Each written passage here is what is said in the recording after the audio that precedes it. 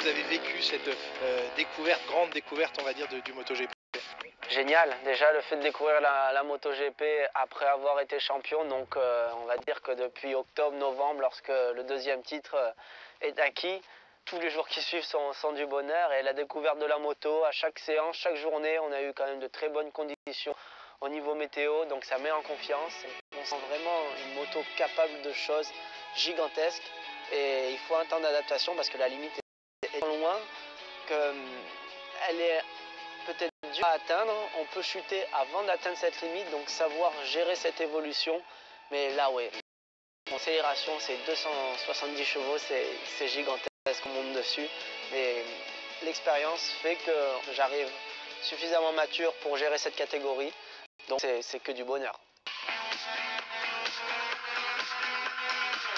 Des résultats constants tout au long de l'année, marquer des points, pas vouloir brûler les étapes et aller à la chute, parce que faut savoir, Laurent, mon coach me répète souvent, voilà, accepte même de te faire battre par des adversaires que tu as battus avant, mais si tu te fais battre par eux, mais que tu es constant, tu regardes que ton chemin, tu ne penses pas aux autres, tu vas grandir tout au long de l'année. Donc savoir être satisfait, on va dire peut-être d'une 10e place, 9e place, ou au début, un résultat qui viendra en donnant son maximum, mais en sachant que dans l'année, c'est possible sur certaines courses peut-être de viser un podium. On ne se dit pas au podium, parce que de ne pas penser au podium, j'aurais presque peur d'en oublier l'objectif. Non, l'objectif, il est là-haut.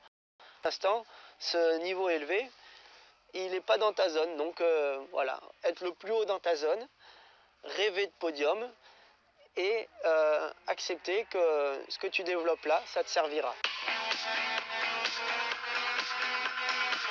On pourrait dire peut-être presque un papa de la moto, mais oui, au départ, c'est mécanicien-coach. Parce que moi, aucune connaissance dans la moto, mon père, aucune connaissance dans la moto, dans la mécanique. Donc on a besoin de quelqu'un. On est vraiment oui, en osmose. L'un sans l'autre, j'aurais pas atteint ce niveau-là sans lui par rapport à ce qu'on a fait au début et même ce qu'on fait encore. Et la méthode, c'est pas brûler les étapes, pas tomber pour rien, parce que pour lui, la chute, ça fait partir en arrière. Et donc se construire, devenir un pilote intelligent, un pilote tête brûlée, ça peut aller très vite, plusieurs années, mais à un moment ça peut s'arrêter.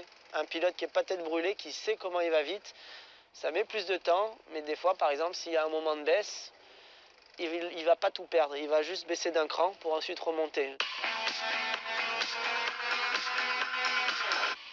C'est l'idole déjà parce que j'ai jamais couru avec, donc il reste idole.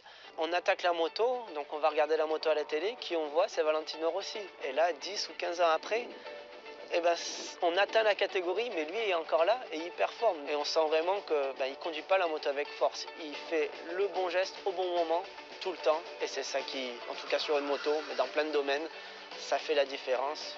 C'est l'exemple de Valentino. Après, continuer de performer à son âge, c'est immense. C'est là où il faut se dire, attends, moi j'ai 27 ans, il faut que j'aille battre le vieux quand même.